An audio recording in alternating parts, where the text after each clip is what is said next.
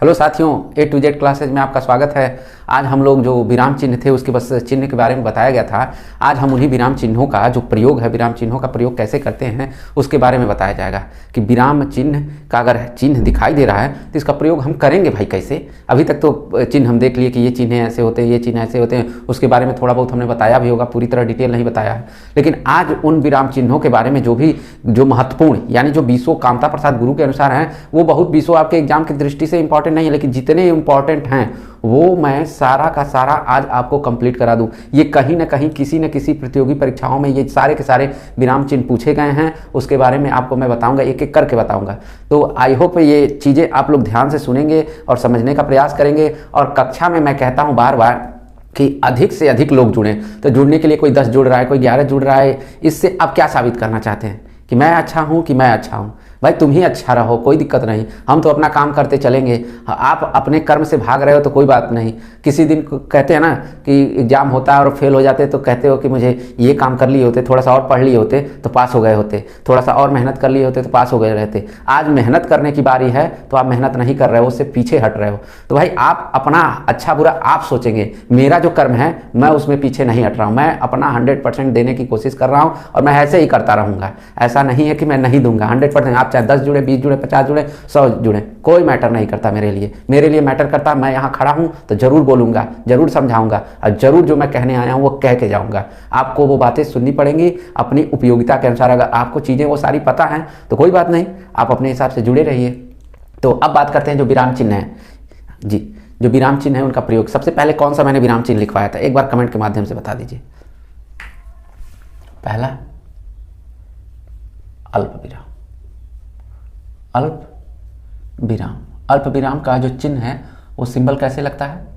ऐसे ना, ऐसे। अल्प विराम का जो चिन्ह का जो सिंबल है वो इस तरह से लगता है। इसका प्रयोग क्या क्या होते हैं? बहुत सारे इसके प्रयोग होते हैं। ये बहुताय मात्रा में इसी का हिंदी में बहुताय मात्रा में इसका प्रयोग होता है, इसलिए इसकी डिटेल थोड़ी सी मुझे ज़्यादा रखनी है। आपको भी इसकी डिटेल अधिक से अधिक रखनी है, जिससे कहीं भी ये नहीं कि बस ये अल्प विराम दिखाई दे रहा है, हम कोई वाक्य कह रहे हैं, वो वाक्य थोड़ा सा स्लो हो रहा है तो वहाँ लगा देते हैं। नहीं, इसको हम बहुत जगह पर प्रयोग करते हैं। उसका प्रयोग करने का जो तरीका है, तो ये कहते हैं कि जो वाक्य में जितने भी संज्ञाएँ होती हैं, वाक्य में जितनी भी संज्ञाएं होती हैं, संज्ञाओं के प्रयोग जब होता है, जब संज्ञाओं का प्रयोग होता है और एक से अधिक संज्ञाएं होती हैं तो वहां पे अल्प विराम का प्रयोग होता है। ध्यान से नोट करना चाहिए, नोट कर लीजिए। वाक्य में एक ही प्रकार की संज्ञाएं बहुत सारी रहती हैं, उन संज्ञाओं को हम कैसे कैसे प्रयोग करते हैं?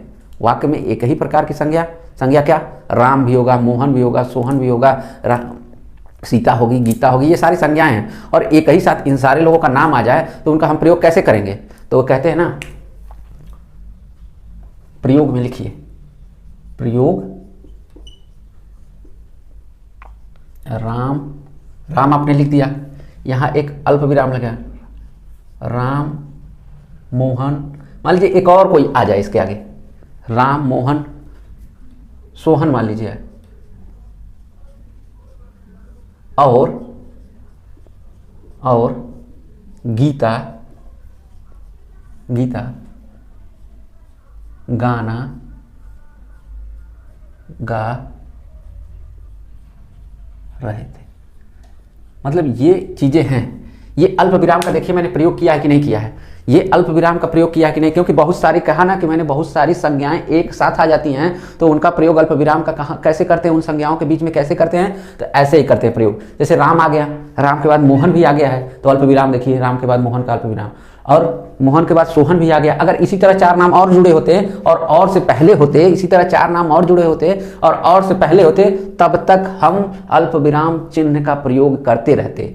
और भी नाम जुड़े होते तो और के पहले, ध्यान रखिएगा, और के पहले तो मैं अल्प विराम का प्रयोग करता रहता।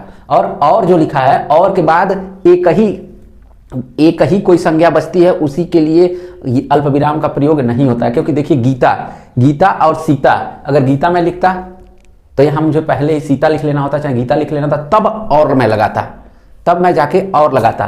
तब ये कह रहा है कि सेंटेंस के अनुसार, अल्प विराम के अनुसार, कि राम है, मोहन है, सोहन और गीता गाना गा रहे थे।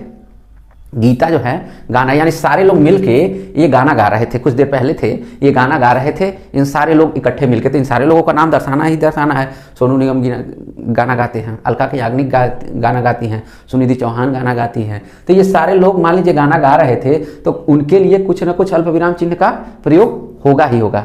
अब इसमें इसका दूसरा प्रयोग जानते हैं।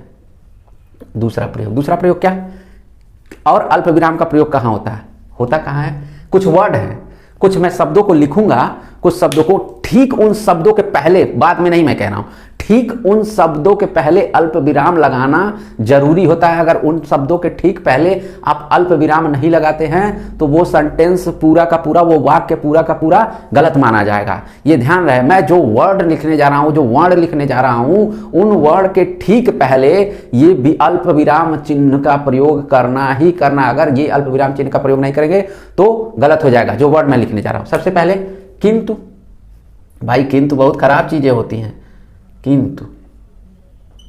किंतु हो गया, ठीक, किंतु के पहले यहां अल्प विराम होगा, किंतु। परंतु देखिए अल्प विराम मैं लगाते चला जा रहा हूं, यहां भी अल्प विराम मैंने लगाया है, ठीक, क्योंकि ये वर्ड आने से पहले अल्प विराम होना चाहिए। ये वर्ड आना, यानी किंतु परंतु। एक और वर्ड है, थोड़ा सा आप भी बताइए कौन सा वर्ड है? लेकिन।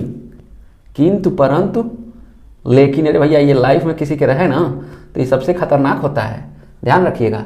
फिर किंतु परंतु लेकिन, उसके बाद पर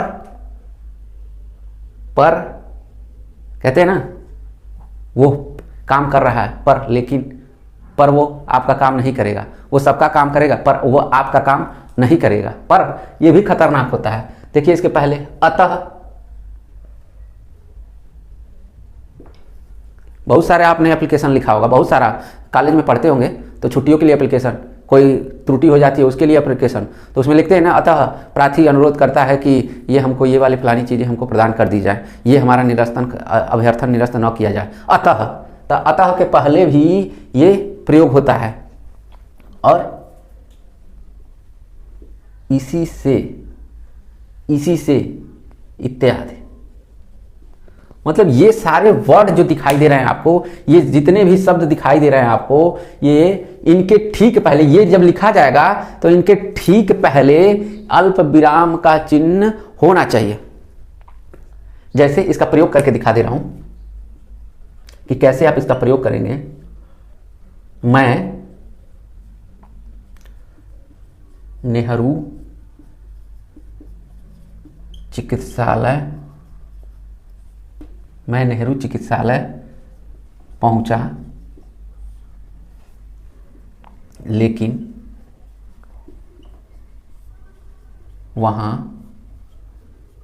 डॉक्टर नहीं थे। ये ध्यान दीजिएगा, ये इसी का प्रयोग है कि इस वाले का प्रयोग है, ठीक। वो कहता है कि मैं यानी मैं नेहरू चिकित्सालय, यानी कोई भी मेडिकल कॉलेज अलग अलग नाम होते हैं, मैंने यहाँ पर नेहरू चिकित्सालय बहुत देखा है तो इसलिए नेहरू चिकित्सालय को मैंने लिख दिया। मैं नेहरू चिकित्सालय पहुंचा, देखिए उसके ठीक पहले मैंने अल्प विराम लगाया है, क्योंकि ये वर्ड लेकिन आ रहा है। लेकिन कहाँ, यहाँ दिख रहा है ना, लेकिन के पहले मैंने बताया था ना कि अल्प विराम होगा, ये लेकिन के पहले अल्प विराम होगा, लेकिन वहां डॉक्टर नहीं थे।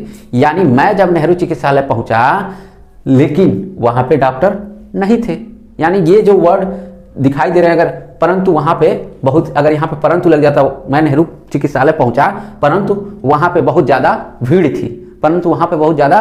थी, फिर यही वर्ड को मैं लिख दूं, मैं नेहरू चिकित्सालय पहुंचा पर अब देखिए ये वाला, पर वहां पे लोगों को खड़े होने की जगह नहीं थी, पर वहां लोगों की खड़े होने की जगह नहीं थी, तो भी ये अल्प विराम हो जाता है। अतः, अब अतः का प्रयोग कर लेते हैं इसी सेंटेंस को लेके। मैं नेहरू चिकित्सालय पहुंचा, अतः बहुत लेट हो गया था। मैं नेहरू चिकित्सालय पहुंचा, अतः बहुत लेट हो गया था। अतः यहां लगाने लगा, फिर उसके पहले ही मैं, ये सारे वर्डों का प्रयोग आप करेंगे जब भी, तो इसके पहले ये अल्प विराम का चिन्ह जरूर प्रयोग होता है। अब इसको कहते हैं अगला, व्यक्ति का कोई संवाद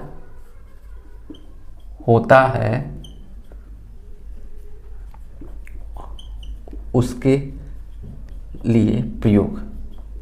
भाई व्यक्ति होता है तो जब उसका प्रयोग व्यक्ति कोई संवाद कहता है, व्यक्ति कोई बात कहता है, स्पेशल कोई बात कहता है, विशेष कोई बात कहता है, तो उसके लिए भी हम क्या करते हैं, इस अल्प विराम चिन्ह का प्रयोग करते हैं। व्यक्ति कोई संवाद होता है, व्यक्ति का कोई संवाद होता है, उसके लिए भी हम अल्प विराम चिन्हों का प्रयोग करते हैं। उसको कैसे करते हैं, जैसे प्रयोग में करते हैं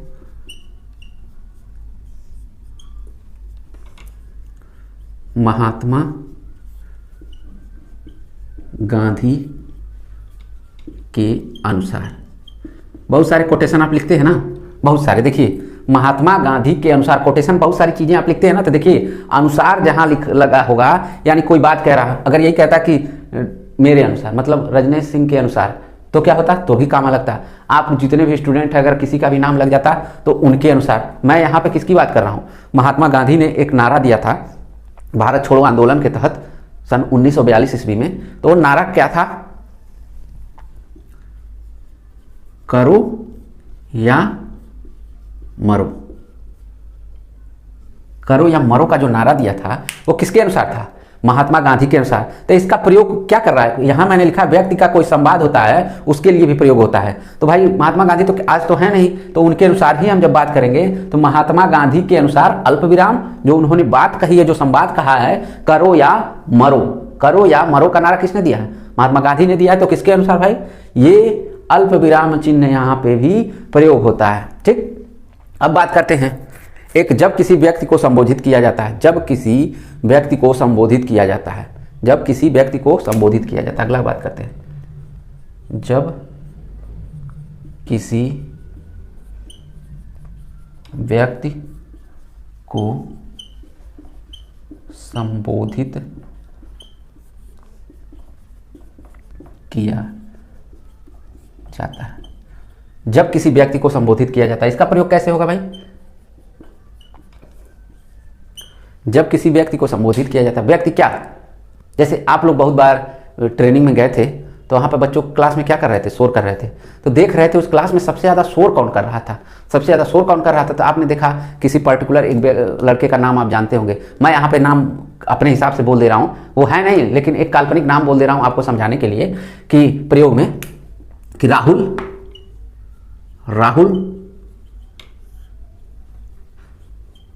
तुम बहुत शोर कर रहे हो। यानी ये देखिए, थोड़ी देर के लिए राहुल कहने के बाद हमारे वाणी में क्या आ रहा है, ठहराव आ रहा है। वो ठहराव क्या है, अल्प विराम। हम राहुल जब कह रहे हैं तो थोड़े से वो हमारी वाणी में क्या आ रहा है, ठहराव आ रहा है। ठहराव आ रहा है, वहां रुकते हैं, उसके बाद हम अपना सेंटेंस पूरा करते हैं, अपने वाक्य को पूरा करते हैं। तुम बहुत शोर कर रहे हो। वो क्लास में हम देखते हैं, राहुल तुम बहुत शोर कर रहे हो, राहुल तुम बहुत शोर कर रहे हो, राहुल तुम बहुत शोर कर रहे हो। हम इस तरह से अपनी वाणी को थोड़ा सा अल्प विराम, यानी राहुल कहने के बाद थोड़ा सा हम अपनी वाणी को अल्प विराम दे रहे हैं और कह रहे हैं कि राहुल तुम बहुत ज़्यादा शोर कर रहे हो, तुम बहुत शोर ना करो, राहुल तुम शोर ना करो। और भी बहुत सारी चीज़ें सेंटेंस के माध्यम से हो सकती हैं, ये नहीं कि बस एक ही उदाहरण। आपके जब भी प्रयोग के अनुसार ऐसी चीज़ें आएंगी तो वो चीज़ें आप कर सकते हैं। ये तो था, अभी इसमें एक दो प्रयोग और होते हैं, लेकिन आज तक मैंने उस एग्जाम, किसी भी एग्जाम में पुराने पार्ट को उठा के देखा, लेकिन कहीं भी उस तरह के चिन्हों का प्रयोग नहीं। तो बेमतलब की चीज़ें आपको पढ़ाई जाएं, कोई मतलब नहीं। आपको बेमतलब की चीज़ें, कुछ चीज़ें अच्छी चीज़ें हैं जो आपका बहुतायत मात्रा में लगभग एग्जामों में प्रयोग हुआ है, उन्हीं को मैंने रख लिया है। बाकी चीज़ों को, अनर्गल चीज़ों को आपको लिखवाऊँ और बस कॉपी में एक नोट्स बना के तैयार करें कि हाँ ये फलाने ठिकाने, और आपके वो लाइफ में कभी यूज ही ना आए, तो क्या मतलब। आप बाकायदे थी BA नहीं पढ़ने जा रहे हैं, BA में हिंदी नहीं पढ़ रहे हैं। आपके लिए मैं वही ज्ञानी नहीं बनना है, हम ज्ञानी नहीं हैं, लेकिन आप एग्जाम को क्रैक कर सकें, एग्जाम को अच्छे ढंग से पास करें, वो उतनी चीज़ें आपके लिए मैं बताऊंगा, अच्छे से पास कर सकें, ये नहीं कि बस पास कर सकें। अब कौन सा अगला चिन्ह था भाई, अल्प विराम के बाद कौन सा चिन्ह आता है,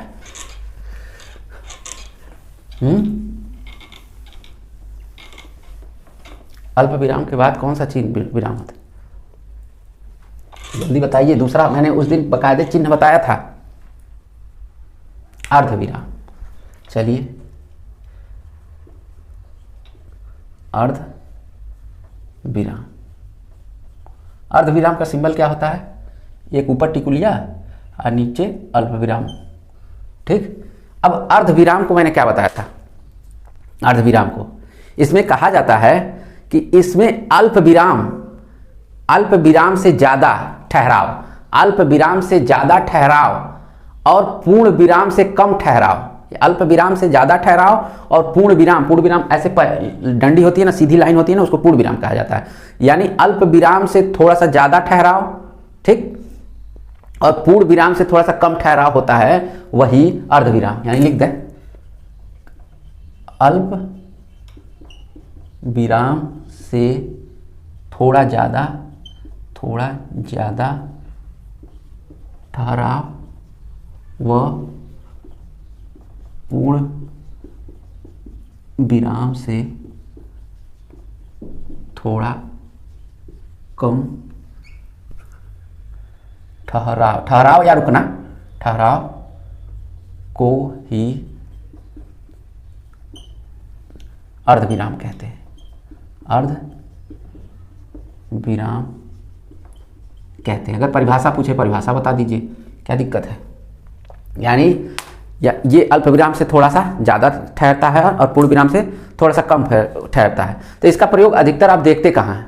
आपने इसका प्रयोग कभी किया है? एक बार सच बताइए कि आपने इसका प्रयोग कहीं किया है। तो इसका प्रयोग भाई बहुत कम ही जगहों पे होता है। जैसे कहते हैं ना, दो या दो से अधिक उपाधियों दो या दो से अधिक उपाधियों के लिए प्रयोग। यानी हम उपाधि का मतलब, हम मान लीजिए एमए किए हैं, बीए किए हैं, कहीं बीएससी भी किए हैं, चाहे दूरस्थ विधि से चाहे किसी भी विधि से, हमने बीएड भी किया है। एक ही व्यक्ति एक से अधिक डिग्रियां रखता है, एक से अधिक उसके पास उपाधियां होती हैं, उसके लिए प्रयोग होता है। यानी प्रयोग में देखिए, प्रयोग में कैसे, उस आदमी ने बीए किया, बीए, ठीक, उसने बीएससी भी कर लिया, समझ लो बीएससी, उसने बीएससी भी कर लिया, ठीक, उसने बीकॉम भी कर लिया। मान रहे हैं इतना कुछ हो नहीं पाएगा, लेकिन आप समझने के लिए बीकॉम। अब यहाँ पे देखिए, मैंने एक सिंबल कहीं प्रयोग नहीं किया है, कहीं भी वो सिंबल प्रयोग नहीं किया है। अब यहाँ पे इन उपाधियों को मैंने जब लिख लिया, लिखने से पहले ही प्रयोग होता है। तो देखिए आप यहाँ पे इस तरह का अर्धविराम, अर्धविराम, यानी मैं एक से अधिक उपाधियों को जब भी मुझे दर्शाना होगा, अपने अलग अलग लोगों के लिए नहीं, एक व्यक्ति के लिए, वो उसने व्यक्ति की अचीवमेंट क्या है, वो कितनी अभी तक उपाधियां ले चुका है, उन उपाधियों को अगर हमको दर्शाना हो तो अर्धविराम चिन्ह का ही प्रयोग करेंगे। ध्यान रहे, एक से अधिक उपाधियों का जब भी हम जानते हैं तो एक ही व्यक्ति है, यहाँ पे एक ही व्यक्ति है, कई व्यक्ति नहीं है, ठीक। एक ही व्यक्ति के पास बीए है, बीएससी है, बीकॉम है, ऐसा हो नहीं सकता, मैं भी मान रहा हूं, ठीक। अब बात करते हैं अगला। अगर आपको पता है तो बता दीजिए। जो अर्धविराम है, ये आधे रूप में क्यों प्रयोग होता है? ये कहता है कि आधे रूप में हम प्रयोग नहीं करते हैं, क्यों? क्योंकि कहता है कि ऐसे बहुत सारे वाक्य हैं जिसमें और का प्रयोग नहीं होता है। यानी बहुत सारे वाक्य हैं जिसमें और का प्रयोग नहीं होता है, सीधे सीधे वाक्यों को लिख लिया जाता है, सीधे सीधे वाक्यों को लिख लिया जाता है। जैसे प्रयोग में देखिए, आज कौन सा दिन है भाई? आज कौन सा दिन? आज रविवार है ना? हाँ, आज रविवार है ना, तो इसको कहते हैं आज रविवार है, आज रविवार है, ठीक।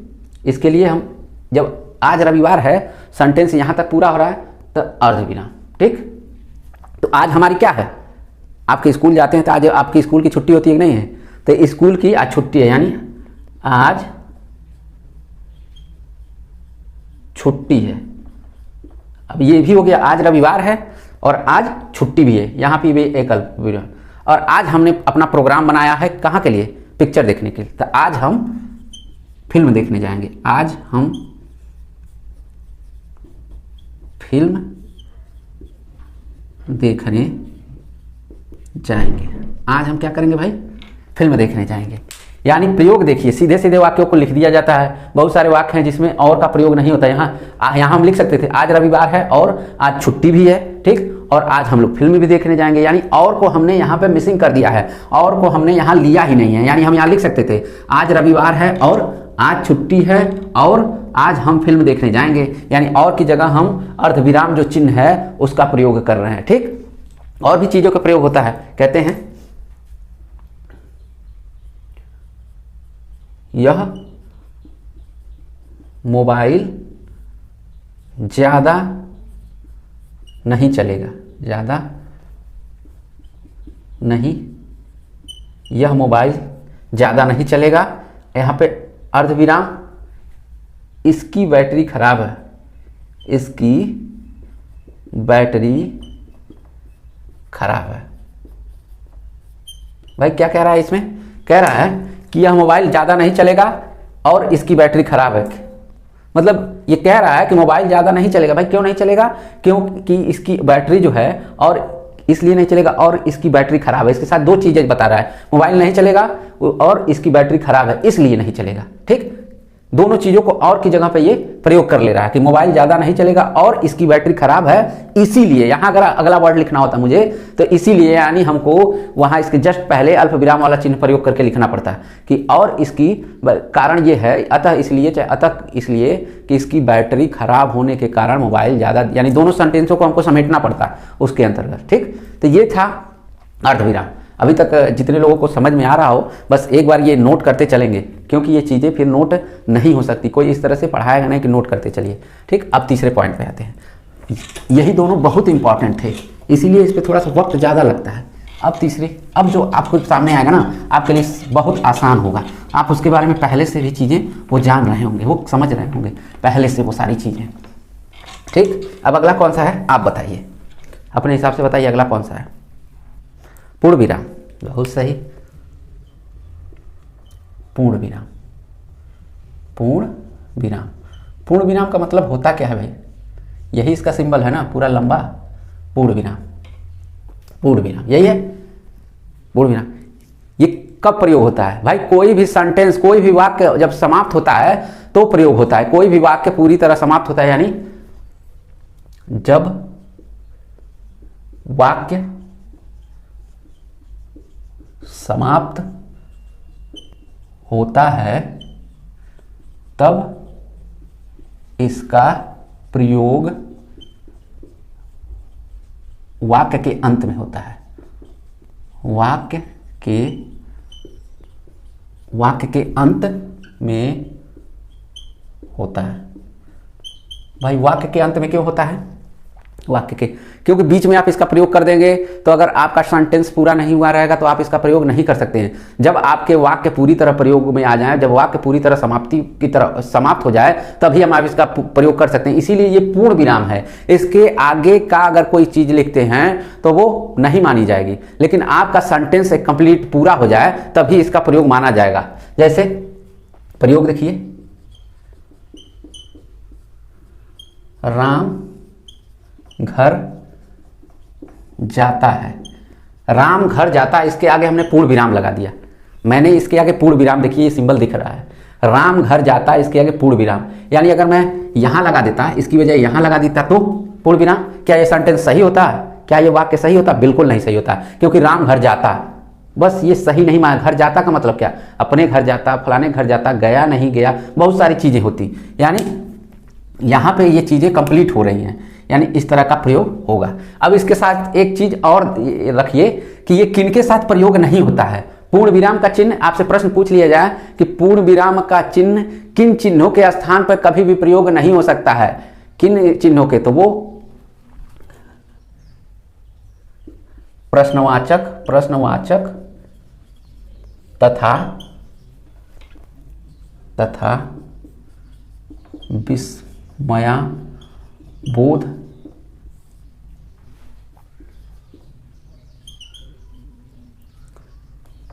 विस्मयाबोध चिन्ह के स्थान पर प्रयोग नहीं होता है। ये दोनों पॉइंट नोट करिएगा। अगर आपसे एग्जाम में पूछे कि पूर्ण विराम का चिन्ह किन के स्थान पे आप प्रयोग नहीं कर सकते हैं, तो एक प्रश्नवाचक होगा और एक विस्मयाबोध चिन्ह होगा। ठीक, इन दोनों पे भी कभी भी ये हम प्रयोग पूर्ण विराम का चिन्ह नहीं कर सकते हैं। जैसे क्या वो घर आएगा, क्या वह घर आएगा, भाई क्या, क्यों, कैसे, किंतु, परंतु, लेकिन, ये सब क्या हो जाते हैं, एक तरह से थोड़ा सा क्या, क्वेश्चन मार्क, प्रश्नवाचक, क्या, विस्मयाबोध, मतलब थोड़ा सा हम आश्चर्य होते हैं, थोड़ा सा हम कहते हैं ना प्रश्नवाचक, मतलब क्या होगा काम, सोचते हैं कि क्या मैं टॉप करूंगा, क्या मैं टॉप नहीं करूंगा। दोनों चीजें आपके, यानी यहां पे मैं इस बाड़ी को बुराम नहीं लगा सकता, यानी हमारे दिमाग में वो चीजें क्वेश्चन मार्क फंसी हुई कि क्या मैं पास होऊंगा, क्या मैं पास नहीं होऊंगा, क्या मैं टीचर बनूंगा, क्या मैं टीचर नहीं बनूंगा। तो जितने लोग हमारे साथ जुड़े हैं वो सारे के सारे टीचर बनेंगे, और जितने लोग सोए हैं, गोए हैं, अढोए हैं, वो कबो जीवन में नहीं टीचर बनेंगे भाई। ठीक, तो जो हमारे साथ जुड़े हैं, अगर मन से जुड़े हैं तो बिल्कुल टीचर बनेंगे। ये हमारा शुभ आशीष उनके साथ हमेशा रहेगा, हमेशा का हमेशा मेरा आशीर्वाद उनके साथ रहेगा कि वो टीचर बने और अच्छे टीचर बने, टीचर बनने तक नहीं, अच्छे टीचर बने। तो ये विस्मयाबोध चिन्ह और प्रश्नवाचक चिन्हों पर इसका प्रयोग नहीं होता है। ठीक, अब बात करते हैं प्रश्नवाचक चिन्ह, एक एक करके। ये सब चीजें अब आसान है, वो जो चीजें थी। अगला हमारा सिंबल क्या है, प्रश्नवाचक। प्रश्नवाचक, प्रश्नवाचक का सिंबल क्या होता है भाई, ऐसे ही ना।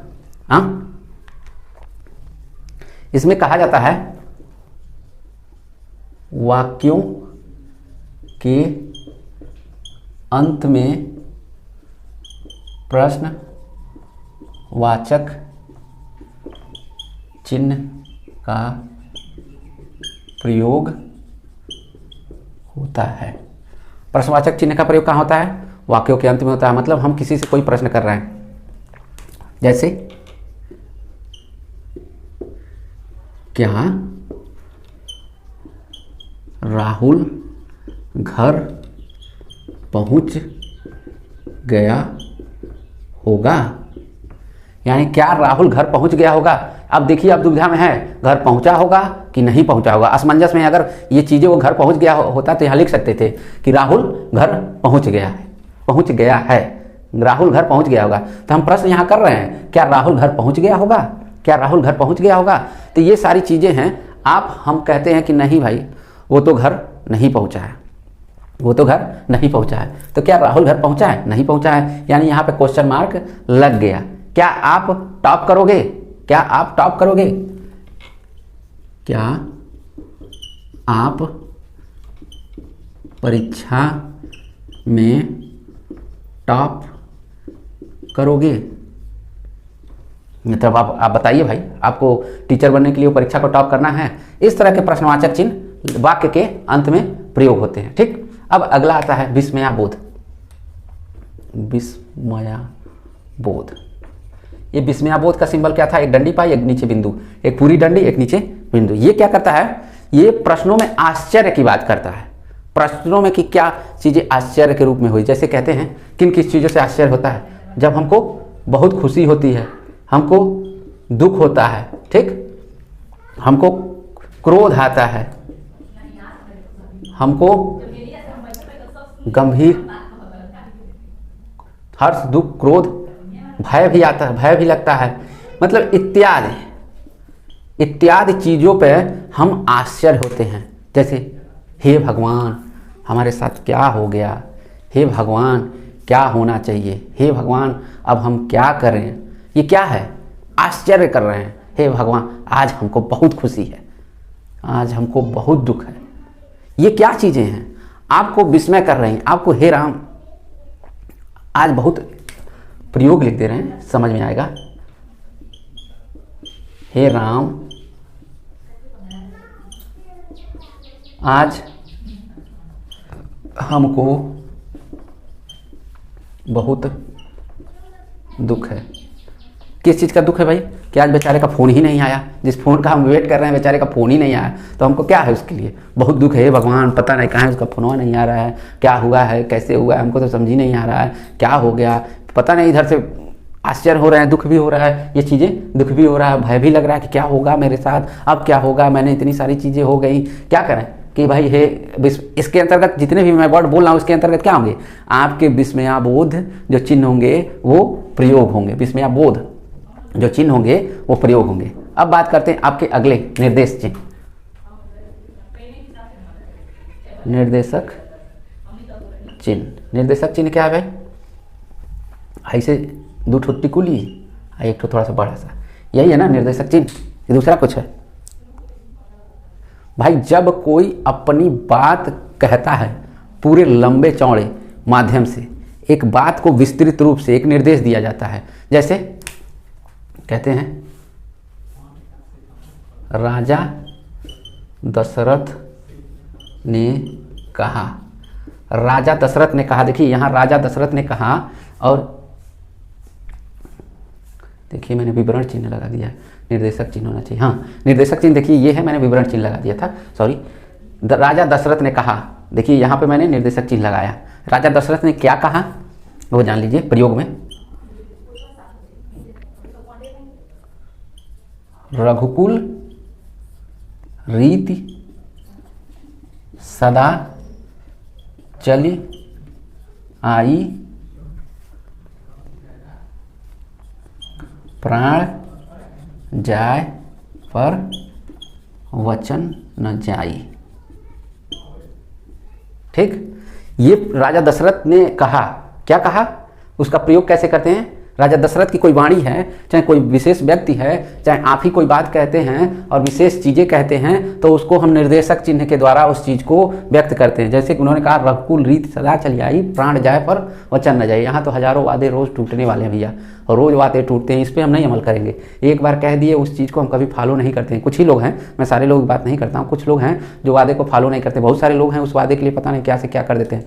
ट्रेनवा समनवा क्या करते हैं, कूदवा जान नहीं दे देते हैं, ट्रेन के सामने कूद के जान नहीं देते हैं, दे देते हैं भाई कि तुम्हारे लिए ये चीज़ें, तुम्हारे लिए वो चीज़ें, तुम्हारे लिए ये कर देंगे फलाने ठिकाने।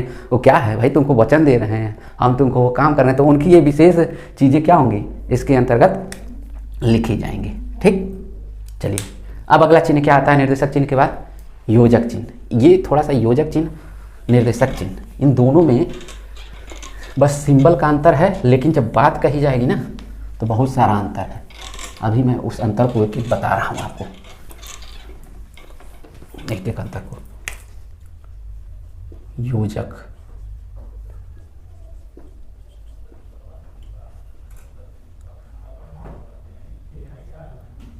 योजक चिन्ह, यही इसका सिंबल है योजक चिन्ह का। ठीक, ह के अंदर न है, कहीं कहीं चिन्ह यहाँ भी लिखिए, चिन्ह ऐसे भी लिखा जाता है, आप कंफ्यूज मत होइएगा, और चिन्ह ऐसे भी। ठीक, तो ये तत्सम रूप में आता है, ये तद्भव रूप में आता है। लेकिन अगर शुद्ध अशुद्ध की बात होगी तो ये सिंबल शुद्ध होता है, ये सिंबल अशुद्ध होता है। लेकिन अगर हम बहुतायत मात्रा में तद्भव शब्दों को ही ज़्यादा जानते हैं तो इस चिन्ह को प्रयोग करते हैं। तो चिन्ह ऐसे भी लिखा जाता है, ऐसे भी लिखा जाता है। ठीक, हाँ अब बात करते हैं किसकी? योजक चिन्ह। योजक चिन्ह क्या होता है भाई? इसको सबसे पहले इसको कहते क्या है? सामासिक चिन्ह। सामासिक चिन्ह कहते हैं इसको। क्या कहते हैं? योजक चिन्ह का नाम क्या है, उपनाम क्या है? इसको सामासिक चिन्ह भी कहते हैं। क्या कहते हैं? सामासिक चिन्ह। अगर योजक चिन्ह ना देके सामासिक चिन्ह लिख दें तो भी कंफ्यूज ना होइएगा। ये कहता है पहले में दो विपरीत शब्दों के साथ प्रयोग, शब्दों के साथ प्रयोग। इसका दो विपरीत शब्द यानी विलोम शब्दों के साथ भी इसका प्रयोग होगा। दो विपरीत शब्दों के साथ इसका प्रयोग कैसे होता है आप बताइए? ये कहता है योजक चिन्ह का प्रयोग कई जगह होता है। सबसे पहले हम बात करते हैं इसके विपरीत चिन्हों की, यानी प्रयोग कैसे होता है बताइए। यानी रात के साथ विपरीत क्या होगा, विलोम क्या होगा? दिन होगा। राजा का विलोम क्या होगा? रंक होगा। ठीक, दानव का विलोम क्या होगा? दानव का विलोम क्या होगा?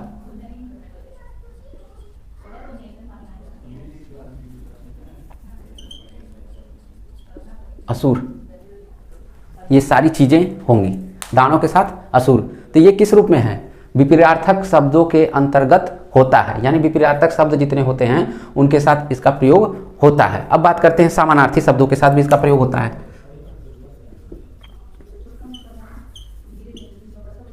समानार्थी शब्दों के साथ प्रयोग। ये समानार्थी शब्द क्या होते हैं भाई?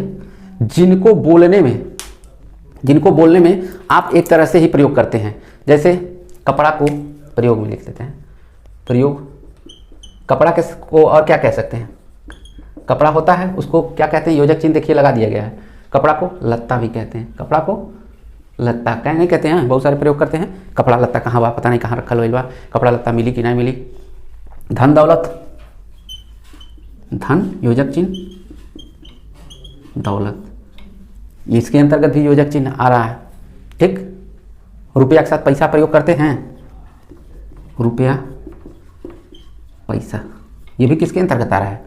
ये समानार्थी शब्दों के अंतर्गत ही प्रयोग होता है। यानी प्रयोग के बीच में देखिए योजक चिन्ह, ये प्रयोग कह रहे हैं। कपड़ा के बीच देखिए लत्ता योजक चिन्ह, धन के साथ दौलत योजक चिन्ह, रुपया के साथ पैसा योजक चिन्ह। यानी इन जो समानार्थी शब्द होते हैं इनके साथ भी एक ये प्रयोग होते हैं। और कहा जाता है ग संज्ञा का दोहराव के साथ भी प्रयोग। संज्ञा के साथ दोहराव के साथ प्रयोग ये क्या होता है भाई? संज्ञा के साथ इसका दोहराव क्या है? कहते हैं ना राम राम भाई साहब, तो राम राम क्या है? वो संज्ञा है। यानी राम यहाँ लिखा और फिर राम लिखा, राम राम हो गया ना। राम राम के साथ बीच में देखिए योजक चिन्ह, साथ साथ कहते हैं ना हम साथ साथ हैं, तो ये साथ साथ, ये साथ साथ हो गया। ठीक।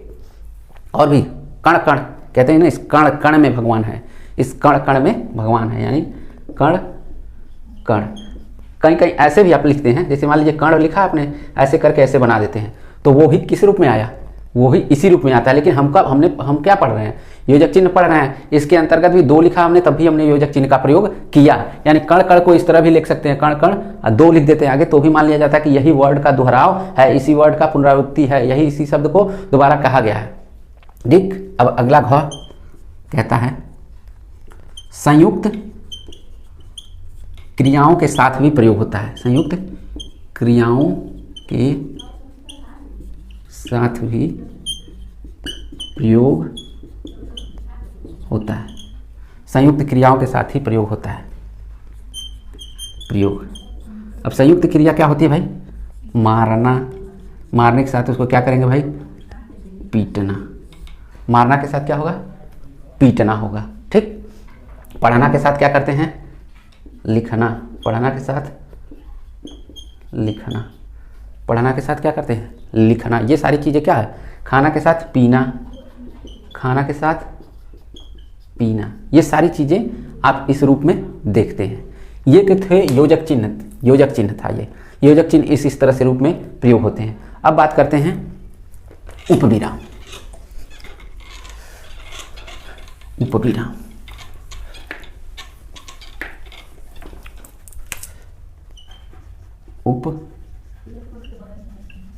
उपविराम क्या होता है भाई? जल्दी बताइए। उपविराम, अरे भाई संबंध वाला चिन्ह कहाँ है, भूल जा रहे हैं, वही तो उपविराम होता है। क्या है उपविराम? जल्दी बताइए। जब कोई एक ही शब्द की कई बार हमको व्याख्या करनी हो, जैसे एक शब्द के अनेक नाम होते हैं, उसे उपविराम के माध्यम से प्रयोग करते हैं। प्रयोग करते हैं।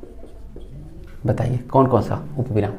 भगवान शंकर हैं, उनके कई नाम हैं। भगवान शंकर के कई नाम हैं। कौन सा? जल्दी बताइए। भगवान शंकर के क्या नाम है? आशुतोष।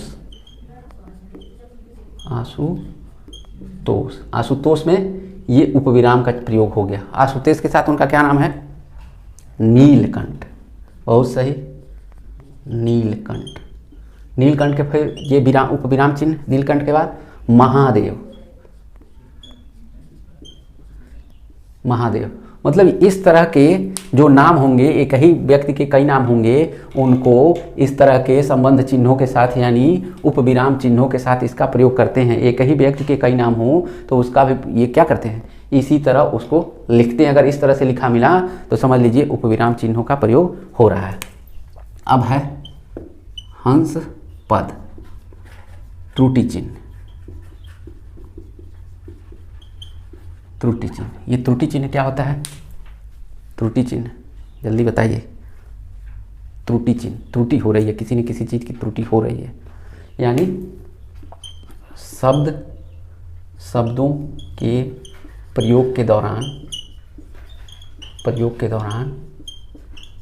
बीच में से कोई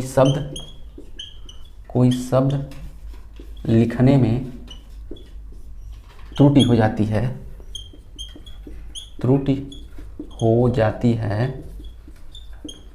तो इसका प्रयोग करते हैं। इसका प्रयोग जैसे बताइए आप, क्या कुछ भी लिख सकते हैं। अरे भाई, मोहन घर जाता है, आपका ये सेंटेंस है मान लीजिए, लेकिन उसकी जगह पर आपने ये लिख दिया मोहन जाता है। अब यहाँ पे घर भूल गए आप, तो यहाँ पे ऐसे घर लिख के वो चीज़ें कंप्लीट कर सकते हैं। ठीक, वहाँ पे ये चीज़ें लिख के कंप्लीट कर सकते हैं। स्क्रीन हो गया। अब बात करते हैं विवरण चिन्ह।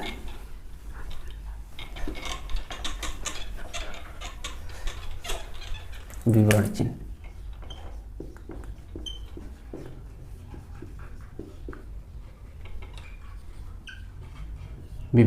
विवरण चिन्ह क्या होता है भाई? वाक्यांश की पूरी जानकारी, वाक्यांश की पूरी जानकारी, यानी कोई वाक्य बोलते हैं उसके बारे में पूरी जानकारी देते हैं, तो ये विवरण चिन्ह कहलाता है। ठीक, अगला है लाघव चिन्ह, यानी पाठ की समाप्ति पर इसका प्रयोग होता है। यानी कोई पाठ होता है, शुरू से पढ़ाया जाता है, और पाठ का जब पूरी तरह अंत हो जाता है तो इस चिन्ह का प्रयोग होता है। उसको क्या कहते हैं? लाघव चिन्ह कहते हैं। क्या कहते हैं? लाघव चिन्ह कहते हैं। उद्धरण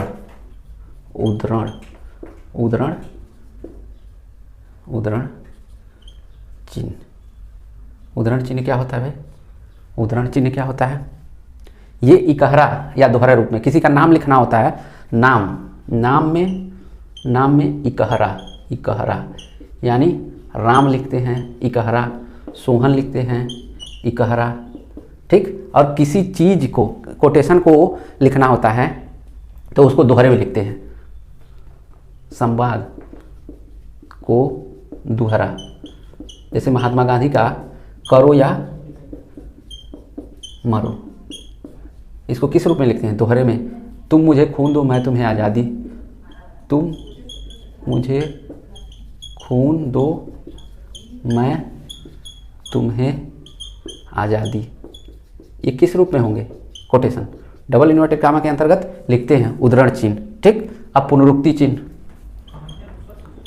पुनरुक्ति चिन्ह क्या होता है? जब हम किसी के नाम के आता है, बार बार वही नाम आता है। जैसे अब किसी के पिताजी के नाम के आगे श्री लिखना हो, अब फिर अगले वाले पिताजी के नाम के आगे श्री लिखना हो, तो श्री की इसे फिर ऐसे श्री लिखते चले जाते हैं। फिर श्री को हमको बार बार लिखने की जरूरत नहीं पड़ती है, वही पुनरुक्ति का चिन्ह होता है। तो ये थी अभी तक की इंपॉर्टेंट जितने भी थे चिन्ह, वो आप चिन्हों का प्रयोग वगैरह जितने थे अच्छे से जान गए। आई होप ये क्लास आप लोगों को समझ में आई होगी, नोट्स आप लोगों ने बना लिया होगा। और अभी तक जितने लोगों ने हमारे चैनल को सब्सक्राइब नहीं किया, चैनल को सब्सक्राइब कर लें, लाइक करें और अधिक से अधिक लोगों को शेयर करें। धन्यवाद।